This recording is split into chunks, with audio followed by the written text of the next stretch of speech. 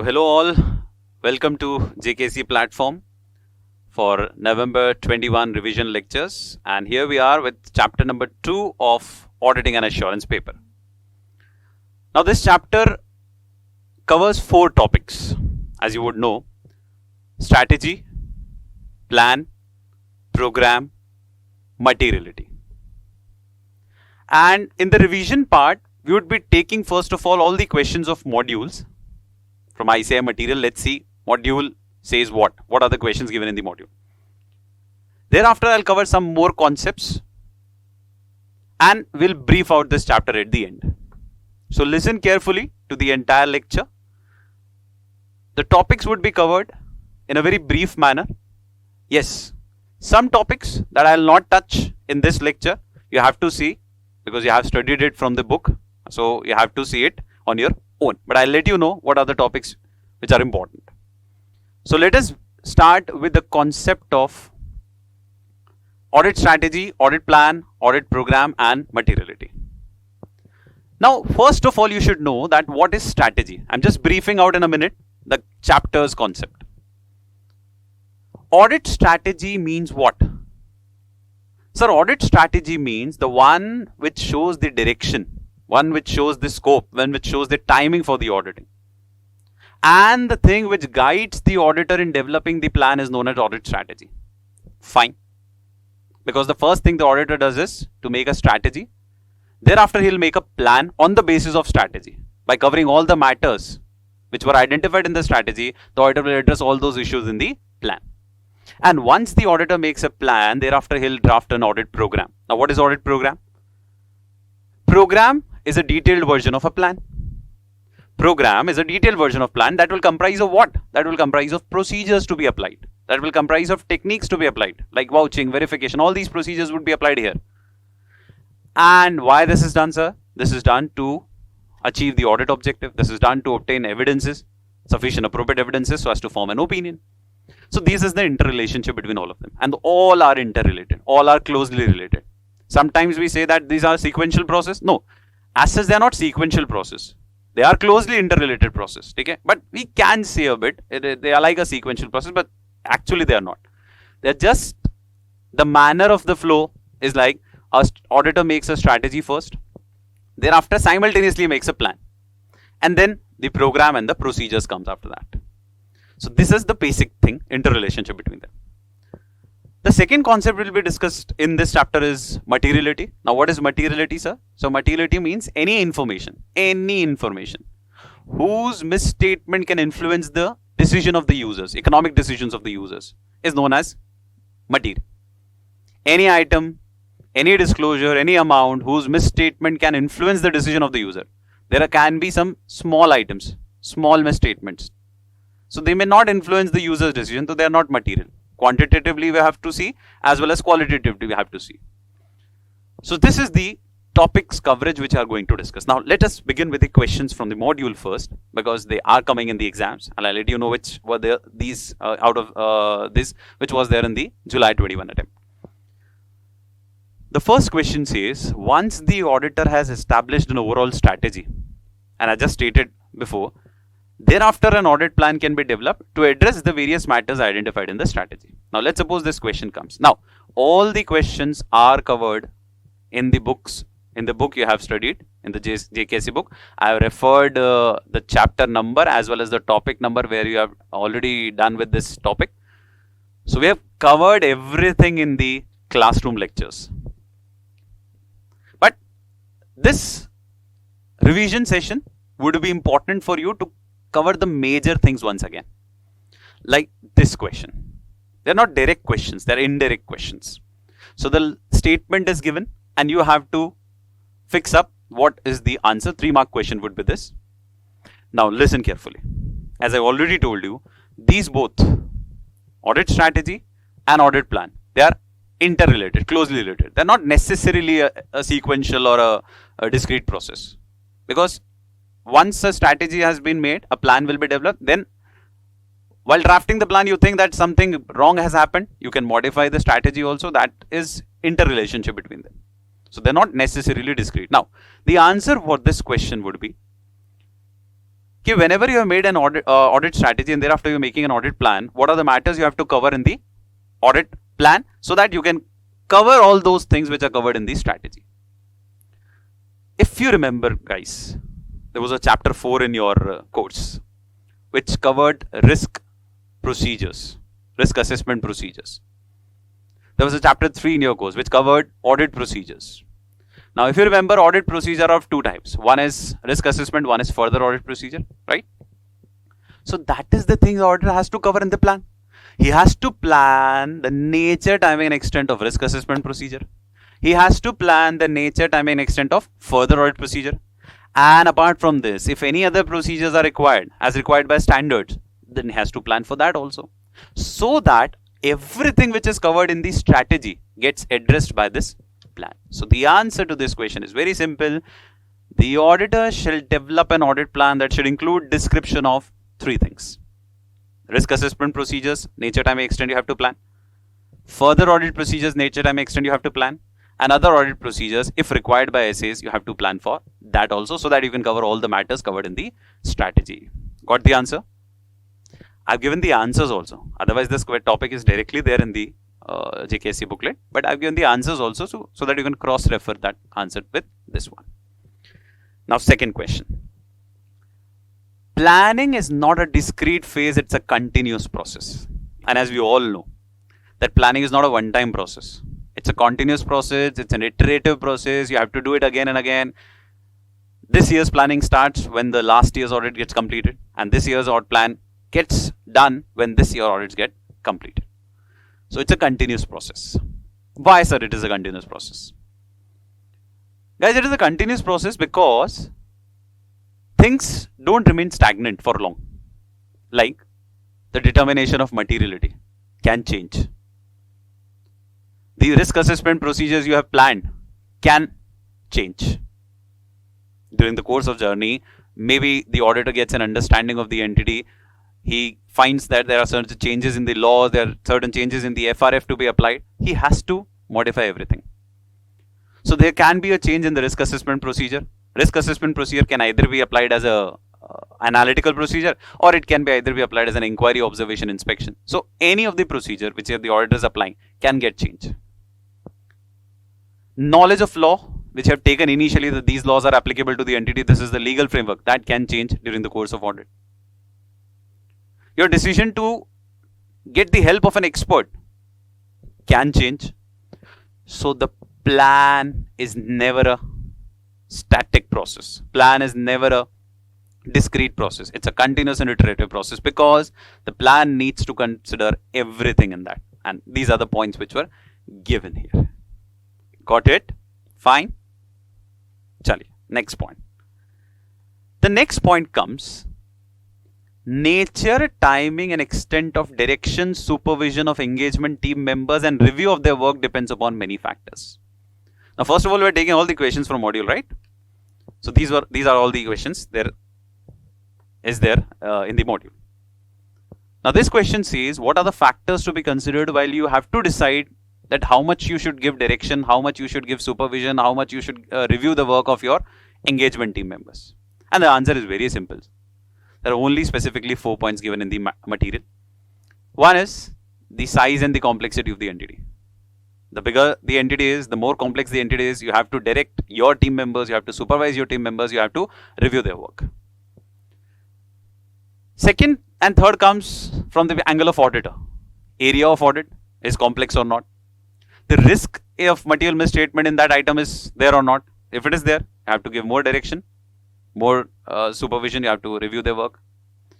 And third comes the team members' capability and competence. The team members who are working, are they capable and competent? If yes, then the nature, time, extent of supervision, direction and review would be less as compared to the vice versa, if they are not capable, if they are not competent. So third topic is very simple. This is a very simple question. But these small questions can come because 3 and 4 marks weightage are there. So not more than that weightage comes in the exam paper. So you have to focus upon all these small questions given. Okay. The fourth question. This time it comes with respect to the audit program. Now, audit program, as I said in the beginning, is a detailed version of the plan. It's It's a detailed plan, which comprises of the procedures you will apply, which comprises of the techniques you would apply. Okay, so as to obtain sufficient appropriate evidences. Now this question asks you advantages of audit program. What are the advantages of audit program? Now just remember, audit program is what? It's like a program schedule, which will ask the engagement team members to do this thing, to utilize this much of resources. You have this budget, everything is given in that program. And with a clear set of instructions, the juniors, the assistants, the team members gets help. Because without the audit program, they would have applied their mind. They would have applied their mental plan. And if a mental plan is applied, you all can understand that there are chances that some areas doesn't get covered under the audit. It may be skipped by the engagement team members. So better to make a program. Why, sir? Why? There are certain points of advantages. One, it guides or it provides assistants with a clear set of instruction that this is the work you have to do. It also helps. I'm covering C point first after A. It also helps in selecting the assistants on the basis of their capability, because I know that this is the area which is a typical area which comprises of risk. So I'll make sure that the person having appropriate capability competence goes into that area, and the area where risk is very less. So I'll allot some junior article or a fresh article who doesn't have much experience to that area also. So it provides assistance to the team members. It helps in selection of assistants. And since the assistants put their signature on the audit program, yes, sir, this is the work we have done. So you can fix the accountability also in the next point. And thereafter the G point, you can check the progress of their work, whether they are working as per the program or not. So this is the fourth point. So these 4 points are interconnected. A, it provides assistance. It helps in selection of assistants, in fixing their accountability and checking the progress of the work. E and F. This audit program serves as a guide for succeeding years, sir. For future years, the last year's program will be a base. Also, in case a charge of negligence is brought against you by someone, that you were negligent in performing your duty, you can prove with the help of audit program that I have done everything correctly as per the norms, as per the standard. So this audit program serves as an evidence also in the court of law in case any charge of negligence is brought against you. And the last point, B point, says this is essential for larger audits, major audits, because as I said, in a small entity, if a program is not there, then it would be fine. But in case of a larger entity, an audit program is essential. Otherwise, everything will be done with respect to a mental plan. And mental plan, whenever you apply, there may be a chance that you skip some of the areas. So these are the advantages of audit program. The next question. The next question covers the concept of materiality. Fifth and sixth question, probably both will cover this. Now remember, listen carefully. What is materiality? As I again told you in the beginning itself, any information whose misstatement can influence the decision of the user. Any information whose misstatement can influence the decision of the user is known as material information. And this materiality determination depends upon auditor's professional judgment. And whenever the judgment comes, there are certain factors that you have to consider. There are certain factors you have to consider in identifying what would be the benchmark level you have to apply. Now there are 5 factors given, and this is a very good question. These are the factors that will help the auditor in judging the level of materiality has to set. Now listen to those factors. First is very simple. The element of financial statement, whether talking about assets, liability, equity, revenue, expense, every item has its own level of materiality. So you have to consider the element of financial statement, various elements of financial statement, deciding the materiality level. The second point is important. What it says is, listen. The second point says, this materiality determination is decided from the angle of users. So auditor has to see whether that entity for which I am doing the audit whether that entity and its users basically, so whether that entity's users have a special kind of focus on any particular assertion or any area. Let's suppose I'm doing the audit of X Limited, and X Limited's users are focusing more on the revenue side. They're less concerned about the assets portion. So your benchmark, your materiality level will accordingly adjust for those revenue items, because you have to cover more items in the revenue part, because the user's focus is more on revenues. So any misstatement in the revenue could affect their decision. This is the second point. Items on which attention of the users tends to be focused. Third is again simple. The nature of the entity, where the entity is at its life cycle, the environment in which the entity is operating. These are all judgmental points which the auditor has to consider while determination of materiality. Let's suppose the environment is not that proper, there is a severe competition, so there are chances of frauds, fraudulent misstatements is possible, so you have to consider the materiality accordingly. Fourth, again a good point, entity's ownership structure and the way it is financed. That means what? Assume that an entity is financed only by the debt. So there are only lenders who are the users of the financial statements. Now think, if an entity is solely financed by debt, the users would be the lenders. The lenders would focus more on assets part or on the earnings part. Think logically. They would not be focusing more on the earning part, because the earning is sure shot for them. Irrespective of whatever the company earns, they will get a fixed interest that is sure for them. They will be more concerned by the asset side, with the asset side, and their claim on those assets. In case the entity doesn't pay them the interest or the principal amount on due time, they have the right that they can sell those assets and get a claim on them. Whether they have that right or not, they would be more focused on that rather than they're focused on the earnings. So there, the assets part would be more important for the auditor. So he should cover maximum items from the asset side, so that in case the uncorrected misstatement stays also, they doesn't get material to the financial statement as a whole. And the fifth point says the volatility of the benchmark. These all benchmarks, whatever you taken, are not fixed. They are volatile, they can change. So the volatility also needs to be considered by the auditor while deciding upon the materiality level.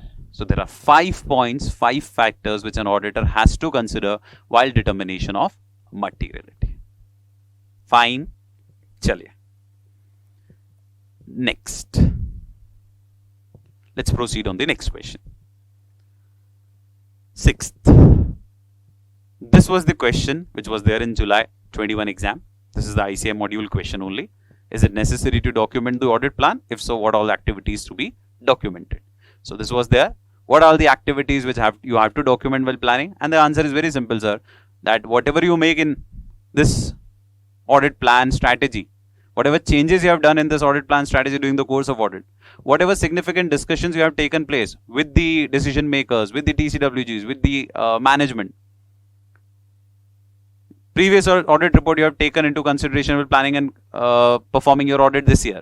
So this all needs documentation, and this was there clearly in July 21. A very simple, sober question. If you have done this question, you would have easily attended it for those who attempted for July 21. Chaliye. The next question. Now, is this important? Yes, sir. This is very important because this is materiality again. And here we are going to talk about one concept of materiality, which is performance materiality. Listen carefully again. Whenever the auditor is making audit strategy, audit plan, he has to decide the materiality for the financial statement as a whole. Right? But if he thinks that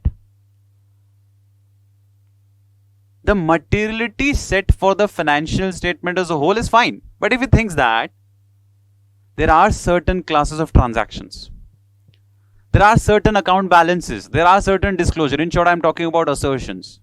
If he thinks that there are assertions for which a misstatement of a lesser amount also You have set the materiality for the financial statement as a whole, but for which a misstatement of lesser amount also could influence the decision of the user, he may decide to lower that materiality level for that individual class of transaction, account balance, and disclosure. And now I'm reading the question and I'll answer this question again. The question says, now read the question. Whether misstatement of a lower amount or a lesser amount than the materiality set for the financial statement as a whole could reasonably expect to influence the decision of the users? If yes, explain with example. So there is a possibility that the materiality level set for the financial statement as a whole is fine, but the auditor thinks that there are certain items like related party transaction is there. So the auditor thinks that in this related party transaction, if I keep the materiality same as the materiality for the financial statement as a whole, there is a chance that there can be uncorrected misstatements and which can lead to materiality, which can lead to material impact for the financial statement as a whole. So in that case, the auditor can decide to lower the materiality level for that particular class of transaction, account balance, or disclosure, and that is the concept of performance materiality. So you can read it clearly written. Read the last line before example. Performance materiality means the amount or the amount set by the auditor at less than the materiality for the financial statement as a whole. And why this is done? This is given in the above paragraph, above underlined lines, for which misstatement of a lower amount than the financial materiality for the financial statement as a whole could reasonably expect to influence the decision of the user. In that case, the auditor shall also determine the materiality level to be applied to that particular class of transaction, account balance, or disclosure. In short, we are talking about assertion. An example, related party transaction example is given. Clear? The next question. Now, maximum questions of modules are over, and now we'll be covering the remaining concepts which I think is important for you to discuss upon in this lecture. Materiality and audit risk. What this is all about. You have heard about materiality word also in this chapter itself. Auditor's word is given in chapter number 4, but I'll let you know the audit risk is the risk of expressing inappropriate opinion when the financial statements are materially misstated. Well, that means that financial statements are materially misstated and you have given an unqualified opinion. So that is risk of expression of inappropriate opinion. Now the question says, what is the relationship between the two elements? So there are 2 points to be written here. First is relationship, that we will be discussing at the end in the second bullet. And the first bullet says that materiality and audit risk needs to be considered when A, B, C. When, sir? While planning, while assessing the risk initially, you have to consider materiality as well as audit risk. Because when you are identifying and assessing the risk of misstatement, you have to see that whether there is a risk of material misstatement or not. Second, while performing the audit procedure, while deciding the nature, timing, and extent of audit procedure, you have to think about materiality as well as audit risk. That this item is material, this is having a higher risk, I have to apply more nature, timing, extent. And third, at the end of the audit, when you are checking out whether those uncorrected misstatements left out are having aggregate effect on the financial statement, aggregate impact on the auditor's opinion, you have to consider materiality as well as audit risk at that point also. So this could be a small question that can come in the exam, 3 marks, that what is the relationship between materiality and audit risk. Now, coming on to the relationship actually. There is an inverse relationship between materiality and audit risk, but generally the students think otherwise. That, sir, the more the items are material, the more has to be the audit risk. No, dear students. Always apply a concept of nature, timing, and extent of audit procedure in any relationship you study. That means apply what would be the nature, time, and extent of audit procedure in between these both. Let me ask you, if the items are material, if more items are material, the auditor will increase or decrease the nature, timing, and extent of audit procedure. So he'll increase his nature, time, extent because the items are material, and once he increases those nature, time, extent, the risk automatically will diminish. And that is why these both have what? Inverse relationship. Fine. The next question. Now module questions are over. I am taking some more basic concepts for you. two questions. One is audit strategy and one is audit plan. Audit strategy factors. One would be, the next question is audit plans factors. So first of all, let me take this question. Factors to be considered while developing audit strategy. So whenever an auditor is making an audit strategy, what are the factors he has to consider? Now, if someone remembers the definition, you can easily crack this question. The definition of audit strategy is, audit strategy shows what? The direction, timing and scope of audit, right? So if you check out the words here, given here, you can check. So the word given is scope. Scope. One is timing. One is direction. Three words are there. And these three words are from the definition. So you can easily crack the answer that one factor to be considered while developing strategy is scope. And for that scope, you have to identify what are the characteristics of the engagement. The second point is timing. So you have to plan the timing of the audit, and for that you should know your reporting timing, reporting objectives. So that you accordingly plan the time of the audit. And for direction, we have just studied the above question. What are the factors you have to consider while you will be directing your engagement teams? So the factors we have already done above in the question. So this is how you can easily crack this question. Then the fifth point, again, because the topic came scope, timing, direction. So you have to consider the nature, timing and extent of resources which are necessary to perform the engagement. What are the resources available, when to apply them? This all has to be considered while developing strategy. And one more point is the fourth one. In case you have done any preliminary engagement. Preliminary engagement basically means a general evaluation before the engagement. Or in case you have done any other engagement with this entity. Let's suppose they have appointed you for tax audit and you have done something about that. So knowledge gained from those also will help you in developing your audit strategy for the coming years. Or for this year also. Clear? So the question was factors to be considered while you're developing your overall audit strategy. What are the factors you have to consider? Next. The next question comes, factors to be considered while planning the audit. Now the above one was factors to be considered while developing the audit strategy. This one is factors to be considered while planning the audit work.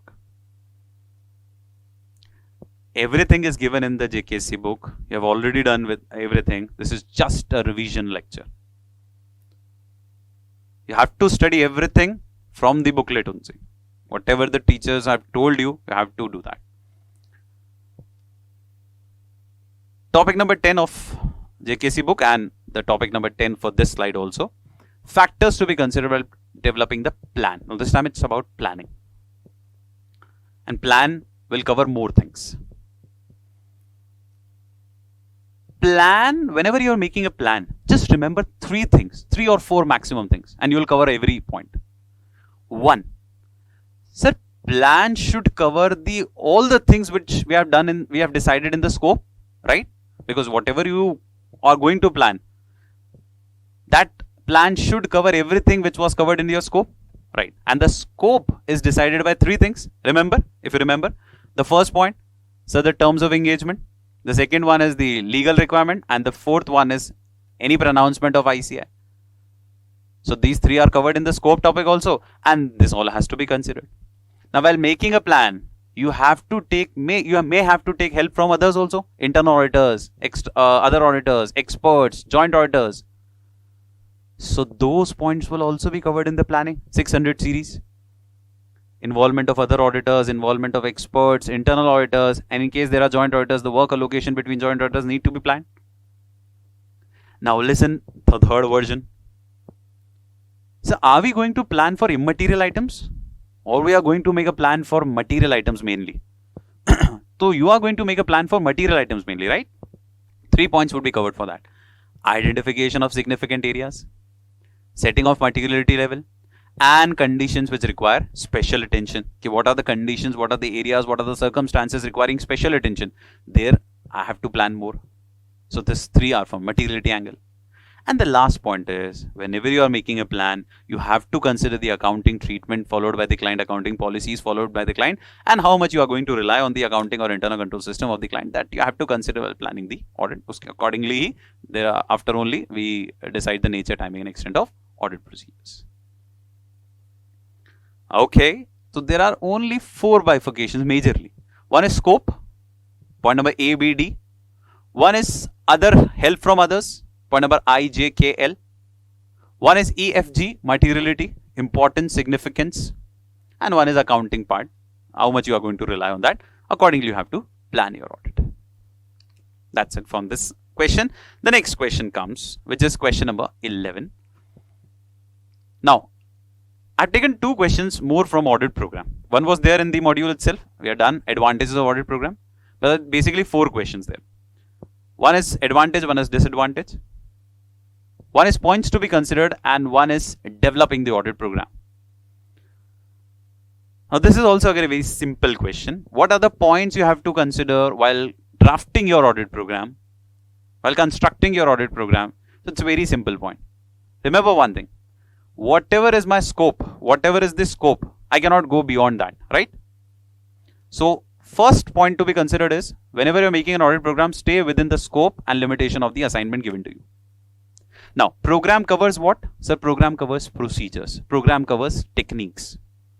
So D point comes first. Only relevant steps and procedures must be applied so that you can easily verify and vouch the items of the financial statement. Only relevant steps. Now, these steps should have coordination. F point. Coordinate the all procedures. E, periodical review is also essential of the program of the procedures.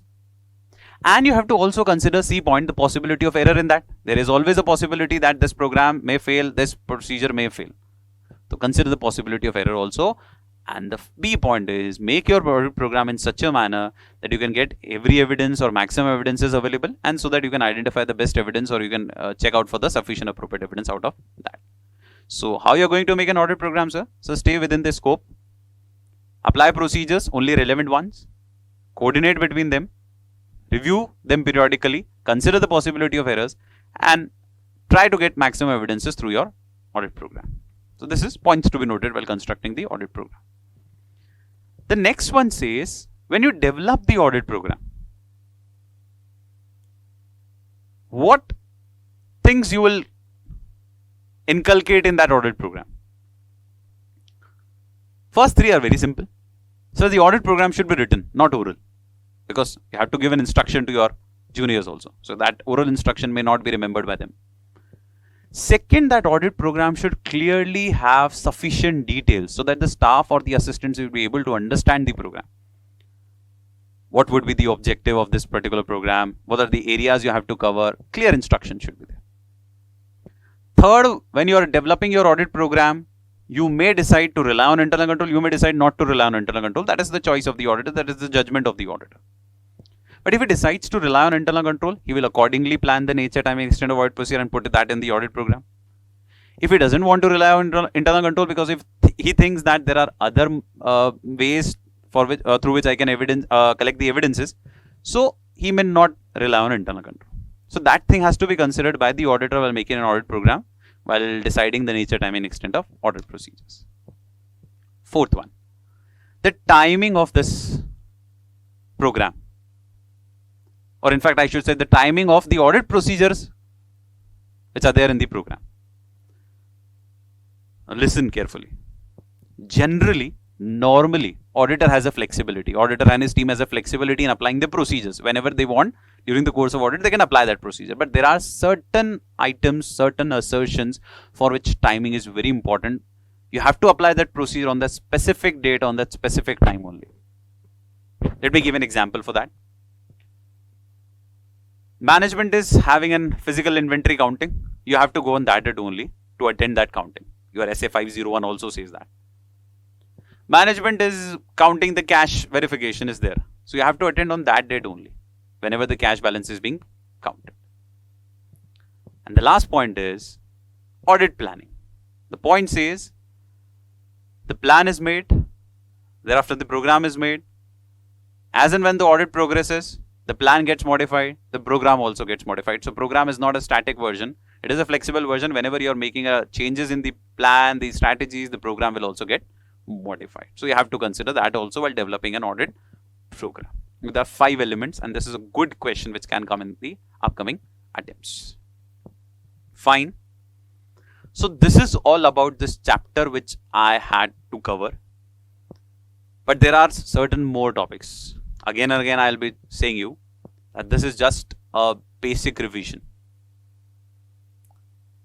The majorly important topics are covered here, but there are certain more. Like in strategy, we have taken one basic question, and that is the most important question of strategy, that is audit strategy factors.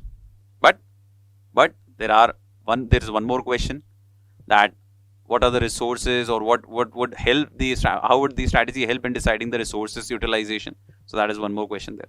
Planning has benefits of audit planning. That is also a good question there. So you have to cover the remaining part. This is the major portion we have covered. In program, only disadvantages are left. Rest I have covered everything. Materiality, both the major concepts we have covered. So this is how you have to go. This is how you have to study. So that's it in chapter number 2 revision lecture.